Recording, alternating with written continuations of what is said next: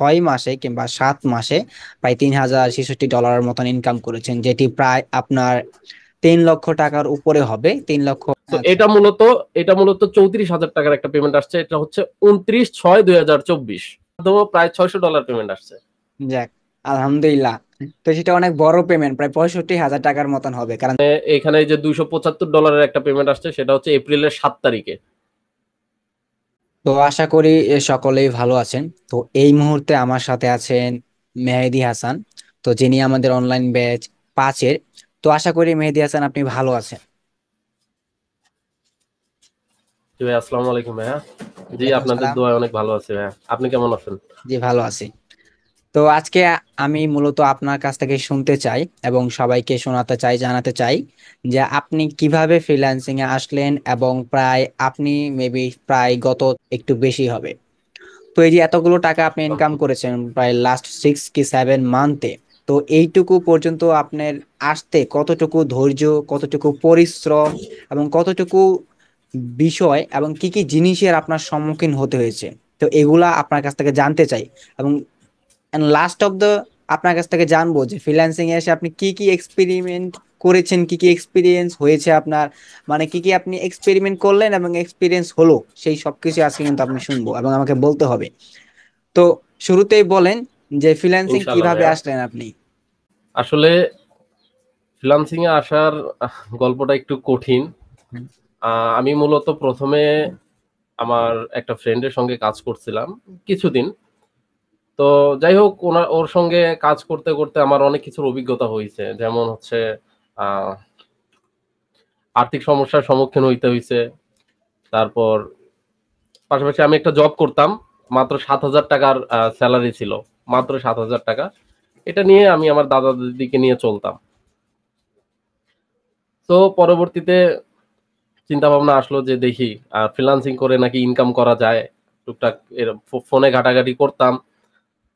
So যাই হোক, এইভাবেই আরকি আসা। তো ৳৭,০০০ চিন্তা একসময় মাথা থেকে বের হয়ে যায়। চেষ্টা করলাম ফ্রিল্যান্সিং করি। মাত্র ৳৬,০০০ একটা পিসি কিনি আমি, ছাগল বিক্রি করে। ছাগল। ছাগল বিক্রি করে একটা ৳৬,০০০ পিসি কিনি। দেন ওই যে চাকরি করতাম ওখান থেকে ৳৫০০ করে জমায়ে আপনার একটা মনিটর কিনছিলাম। আচ্ছা। ইনশাআল্লাহ তারপর থেকেই এখন আমার অলরেডি ২ টা কম্পিউটার। কিছুদিন আগেও একটা নিলাম। আর মোট কথা হচ্ছে আমার ফ্রিল্যান্সিং এ আসার যে আ ইন্সপিরেশন টা এটা মূলত আমি Facebook এ দেখতে, দেখতে একসময় দেখা যায় আপনাদের আ গ্রুপটা আমার চোখের সামনে আসে। সো আমি জাস্ট দেখলাম গ্রুপে বিভিন্ন ধরনের রিভিউ গুলা। এক মানে কোথাও আসার আগে তো একটা যাচাই বাছাইয়ের বিষয় আছে। অবশ্যই। এটা সবাই করে। তো আমি যখন দেখলাম আরো ২-৩ টার সঙ্গে কম্পেয়ার করলাম। সো দেখতে, দেখতে মনে হইলো যে না, আ কাজ করা যায় বা হচ্ছে ফ্রিল্যান্সিং এর যে একটা ভবিষ্যৎ আছে, এইটা তখন আমি আস্তে, আস্তে বুঝতে পারলাম। সো যাই হোক, তখনও আর্থিক সমস্যার কারণে হয়তো আমি আ আপনাদের সঙ্গে কানেক্টেড হইতে পারি নাই। তারপরেও হয়তো কিছু, কিছু কাজ পারতাম। সো চাকরিটা ছেড়ে দিলাম। দিয়ে নিজে, নিজে ট্রাই করা শুরু করলাম। আর হঠাৎ একদিন আপনাকে মেসেজ দিলাম। আপনি মেসেজ দিয়ে আপনাকে বললাম যে হচ্ছে, "ভাইয়া আমার একটা মিটিং আছে।" আপনি বললেন যে, "কয়টায় মিটিং?" সেদিন থেকেই আমার যে একটা টার্গেট যে ইনশাআল্লাহ আর পিছনে ফিরে তাকাতে হবে না। প্রথম মিটিং এই মনে হয় মূলত কাজটা তখন থেকে কনফার্ম পথ হয়েছে। চলা। জি আহ, ভাইয়া, ইনশাআল্লাহ ১ম মিটিং এ $৩০০ এর প্রজেক্ট পাইছিলাম।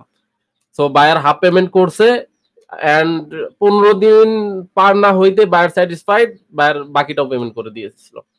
মাশাআল্লাহ। তাহলে 30,000 টাকায় কিন্তু প্রথম ইনকাম ছিল, যেখানে 7,000 টাকা স্যালারি ছিল। জি ভাইয়া, ফার্স্ট। একটা মাসের স্যালারি ছিল 7,000 টাকা।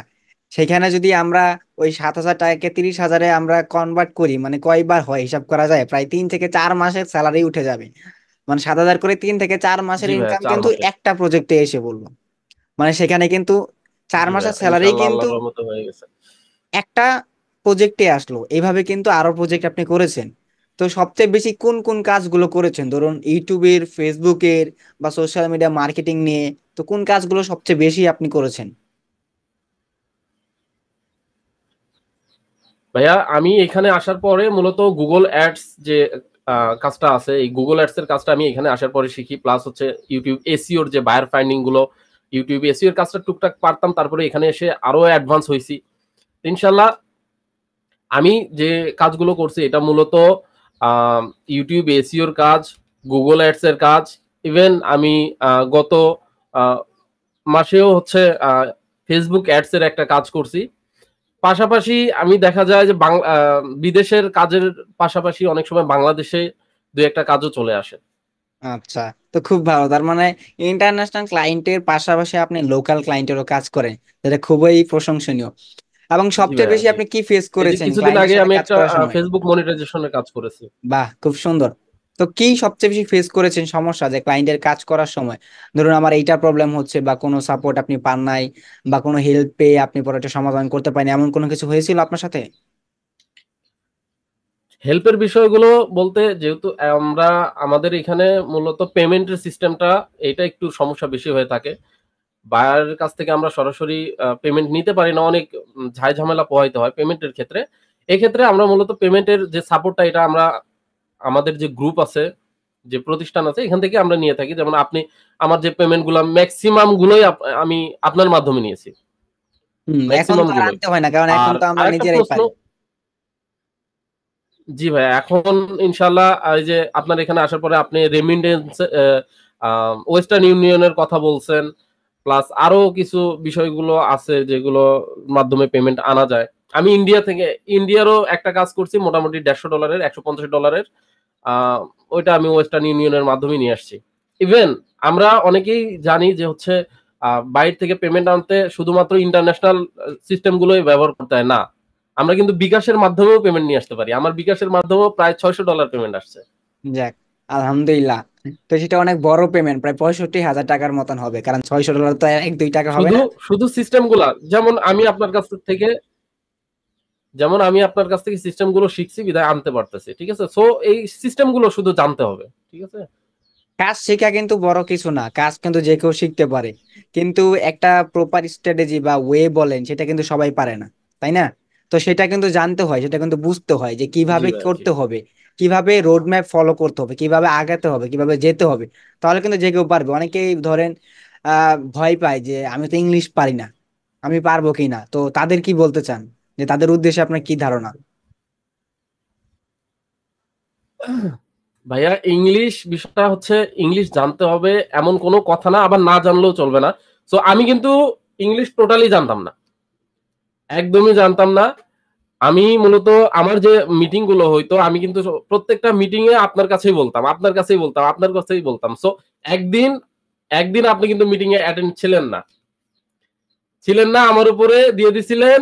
আমি সেদিন যতটুকু পারছি আপনার আপনার গুলো শুনে শুনে শুনে শুনে আমি নিজেই মিটিংটা হ্যান্ডেল করছি, নিজেই পেমেন্ট নিয়ে আসছি। আপনি যেমনে যেমনে আনছেন আমি অমনে অমনে আনছি, ঠিক আছে ভাইয়া। সো এখানে ইংলিশটা বিষয়টা হচ্ছে একটা জিনিস শুনতে শুনতে, একটা কাজ করতে করতে, ঠিক আছে। আর কিছু টিপস আপনি যেগুলো দিচ্ছেন এগুলো যদি ফলো করা যায়, এই পদ্ধতিগুলো যদি অনুসরণ করা যায়, তাহলে আমিও মনে করি যে অন্য মানুষ যেভাবে ইংলিশ বলতে পারে আমি হয়তো ওইভাবে সম্পূর্ণরূপে না পারি, কিন্তু কিছুটা হইলেও আমিও ম্যানেজ করতে পারবো, হ্যান্ডেল করতে পারবো। এই অবশ্যই। ধারণাগুলো ইনশাল্লাহ, যদি কোনো কিছুর সঙ্গে লেগে থাকা যায়, ইনশাল্লাহ পারা যাবে, আমি যেটা মনে তাহলে করি। ধরুন, ইংলিশ পারাটা কিন্তু বড় বিষয় না, ইংলিশ শেখাটাও বড় বিষয় না, ইংলিশটা জি ভাই, চর্চা করাটা বড় বিষয়।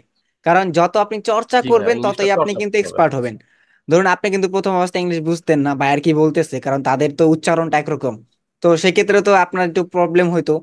তো যখন আপনি শুনতেছেন, প্রতিনিয়ত বায়ারদের সাথে কথা বলতেছেন, আপনি না বলতে পারেন, বাট আপনি তাদের থেকে শুনতেছেন, এবং আরেকজন আপনাকে হেল্প করতেছে কথা বলে কাজ নেওয়ার ক্ষেত্রে।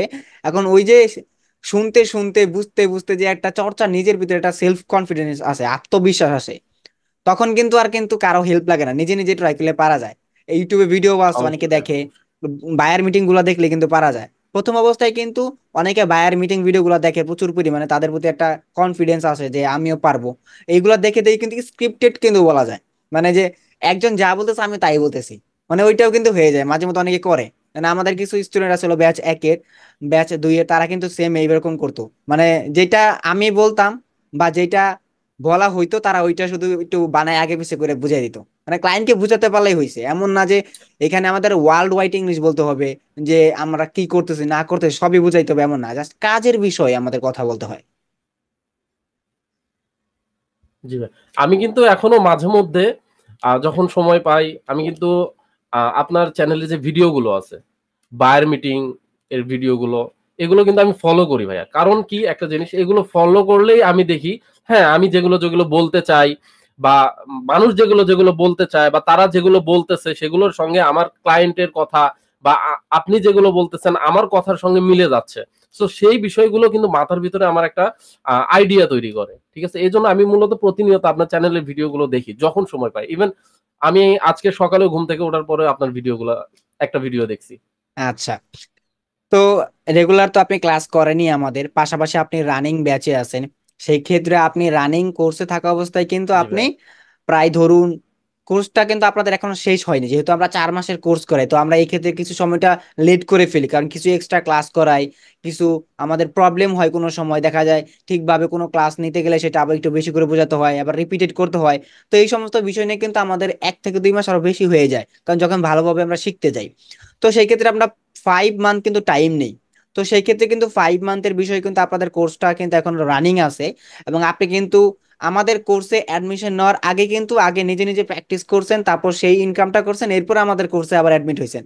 মানে ভাবা যায় মানুষের কতটুক স্বপ্ন থাকলে, মানে এই চেষ্টা থাকলে, কষ্ট করার মানসিকতা থাকলে সে নিজে ইনকাম করার, সেই ইনকাম দিয়ে কোর্স করে আবার ইনকাম থাকা অবস্থায় আবার সেই কোর্স থেকে নতুন কিছু শিখে কাজে লাগে আবার বেশি বুস্ট আপ হয়। এটা কিন্তু সবার ক্ষেত্রে পসিবল না, এটা কিন্তু সবাই আমি একটা পারবে কথা না। নতুনদেরকে বলতে চাই, সেটা হচ্ছে আমি যেখানে কোর্স করতেছি বা হচ্ছে যে আমাকে শিখাচ্ছে, যদি তার উপরেই সম্পূর্ণভাবে নির্ভর হয়ে যায়, তাহলে আমি মনে করি তার জন্য ফ্রিল্যান্সিং না।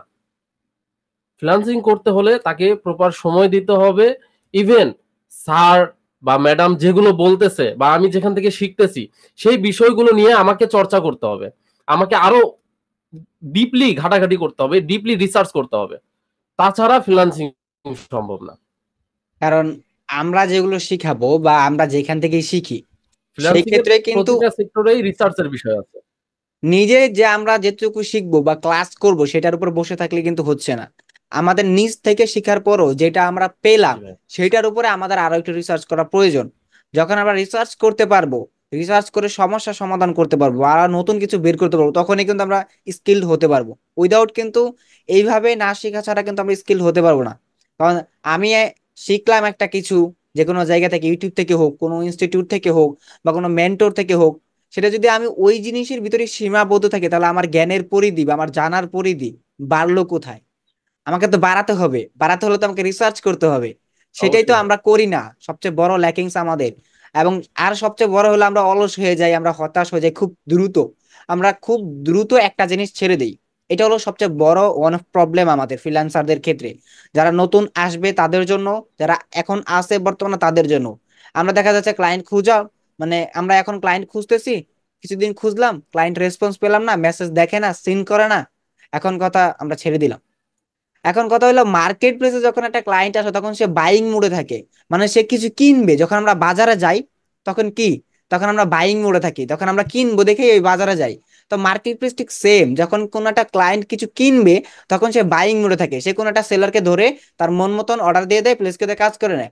আর যখন আমরা ক্লায়েন্টের কাছে যাই তখন তো ক্লায়েন্ট তো বাইং মোডে থাকে না, তখন তাকে আমাদের অ্যাপ্রোচ করে মেসেজ দিয়ে বুঝিয়ে আমাদের তাদেরকে কনভিন্স করে বাইং মুডে আনতে হয়। যেমন একটা হকার করে, রাস্তা দিয়ে হকার গেলে কি করে, যখন কোনো রাস্তা দিয়ে মানুষ হেঁটে যায় তখন কিন্তু সে বাইং মোডে থাকে না, তাকে সে ডাকে, অ্যাপ্রোচ করে, সুন্দর করে বচন ভঙ্গি দিয়ে তাকে বুঝায় তার জিনিসটা সুন্দর, তারপর মানুষ অ্যাট্রাক্ট হয়, তারপর কিনে। এখন কিন্তু সবাইকে কিনে, সবাই কিন্তু কিনে না। তো না ভাইয়া, এইটাও সবাই ঠিক কিনবে না। সেম প্র্যাকটিক্যাল জিনিস ধারণা নিতে হবে, যে মার্কেট প্লেসের বাইরে যখন আমরা একশো যার জনকে মেসেজ, বোঝানোর ক্ষমতা যেরকম সে সেরকম বিক্রি করতে পারবে। হ্যাঁ, আমরা মার্কেট প্লেসের বাইরে যখন যাব ঠিক সেম হকারি করতে হবে। কেমন? যেমন আমাদের ক্লায়েন্টকে মেসেজ করতে হবে, বারবার মেসেজ করতে হবে। 100 জনের ভিতর যে আমরা টার্গেটেড ক্লায়েন্ট পাবোই বা আমাদের সেলস আসবে, সেটা কিন্তু না। এটা কিন্তু আমরা নিজেও জানি না। আমাদের এখানে অনেক ল্যাকিংস আছে, যে বোঝানোর বিষয় আছে, সবাই একই মেসেজ করি, 10 জন একই মেসেজ করতেছি, তাহলে ক্লায়েন্ট তো ভাববে স্ক্যামার, তো ক্লায়েন্ট কাকে কাজ দিবে? সবচেয়ে বড় ভুল তো এটা। আমি প্রথম 2700 আমি প্রথম মেইল করছি 2700 মেইল করার পরে মাত্র আমি সম্ভবত $80 একটা কাজ পাইছিলাম। 2700 মেইল করার পরে $80 একটা কাজ পাইছি। তাহলে আর ভাইয়া দেখেন, আমি $3066 ইনকাম করছি। এইটা মূলত সম্পূর্ণ আউট অফ মার্কেট প্লেস থেকে। আমার এই পর্যন্ত এখনো কোনো ফাইবার অ্যাকাউন্ট নাই। তাহলে আমরা অন্যদেরকে এই বলতে পর্যন্ত পারি কোনো ফাইবার অ্যাকাউন্ট নাই। যে ফাইবার ছাড়া ফ্রিল্যান্সিং করা যায় নাকি? অনেকে আসে না যে ভাই আপনি এত জি টাকা ভাইয়া, জি। ইনকাম করেন, পোস্ট করেন। ইভেন ইভেন আমার এখনো 3টা চ্যানেলের অ্যাক্সেস আছে। এখনো 3টা চ্যানেলের অ্যাক্সেস আছে যারা কাজ করতেছে আমার সঙ্গে। অবশ্যই আমরা 3টা দেখবো চ্যানেলের একটু আছে। পরে যে আপনি যে ইনকাম আমি করছেন, যে পেমেন্ট প্রুফ গুলা কিন্তু জি আমরা ভাইয়া। দেখবো, সবাইকে দেখাবো। বাট এইটা বলতে চাই যে অনেকেই ভাবে যে ভাই ফ্রিল্যান্সিং করেন, পোস্ট করেন, ইনকাম করেন, বাট আপনার মার্কেট প্লেস অ্যাকাউন্ট দেখান। এখন কথা হলো যে মার্কেট প্লেস অ্যাকাউন্ট থাকলেই যে ফ্রিল্যান্সার হয় এটা কোনো কথা? আর মার্কেট প্লেস তো যে কেউ খুলতে মার্কেট পারে। প্লেসের অ্যাকাউন্ট দেখাইতে চাইলে আমি ফ্রিল্যান্সার না।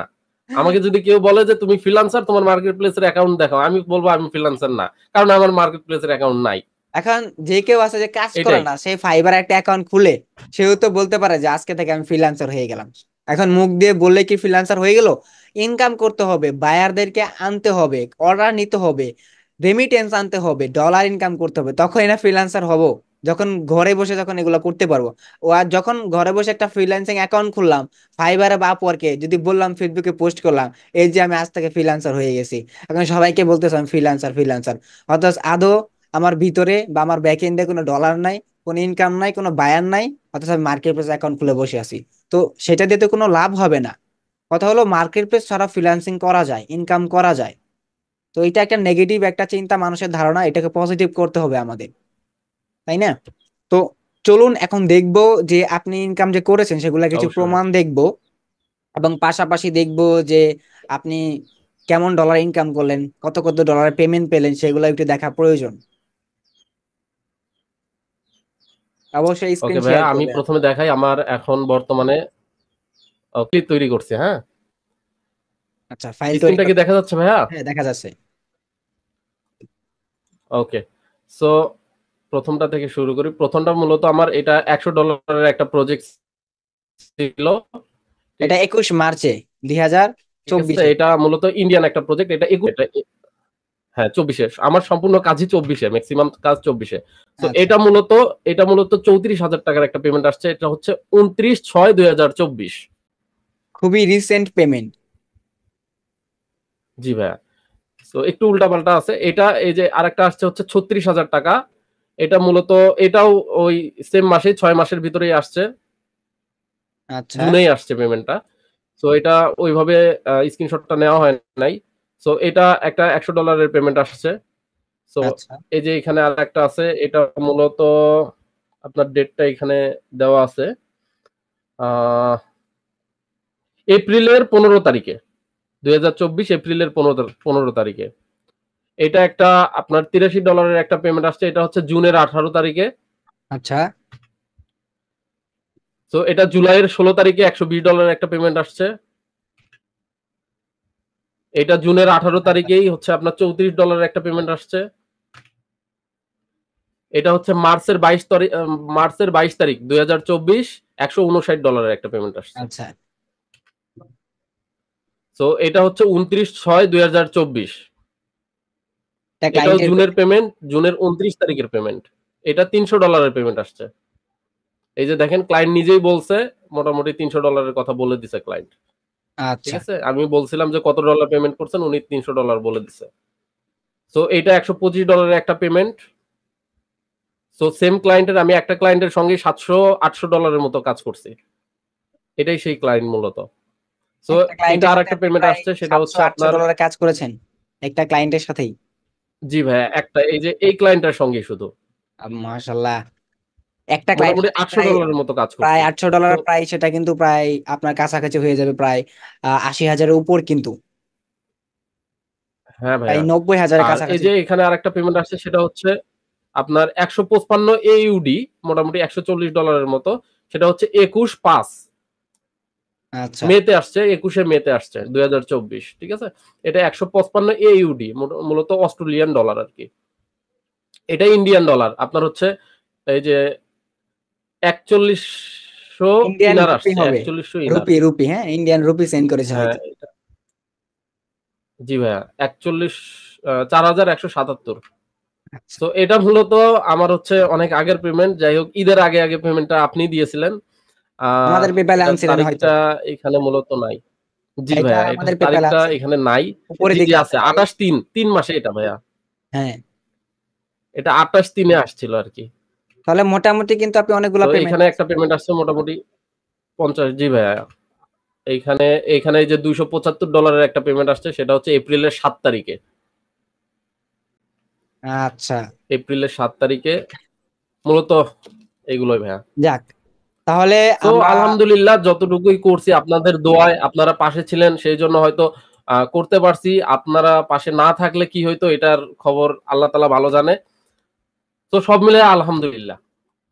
তাহলে আপনাদের বুঝতে সাপোর্ট আশা পারলাম করি সারা মোটামুটি জীবন ভালো যতদিন বেঁচে ইনকাম থাকবো করেছেন। পাবো। যতদিন এই এসবিএফ প্রতিষ্ঠান থাকবে ততদিন পাবো। মানে মোটামুটি ভালো কিন্তু ইনকাম করেছেন। এখন কথা হলো, এই যে এতগুলো টাকা ইনকাম করলেন, এগুলা কি করছেন? জি ভাই, আল্লাহর রহমতে। এগুলা কি করেছেন, এই টাকাগুলো কি করলেন? এগুলো ভাইয়া, এগুলো রেখে দিছি ভাইয়া। রেখে কিছু দিছেন? রেখে দিছি, কিছু পরিবার চালাইতে খরচ হচ্ছে। প্লাস কিছুদিন আগে একটা পিসি বিল্ড করলাম। আর বিশেষ করে নিজের যে স্বপ্নগুলো আছে এগুলো পূরণ করার চেষ্টা করতেছি। আস্তে, আস্তে একটা মাইক্রোফোন নিছি। প্লাস আরো কিছু বিষয় আছে যেগুলো আস্তে, আস্তে করতেছি।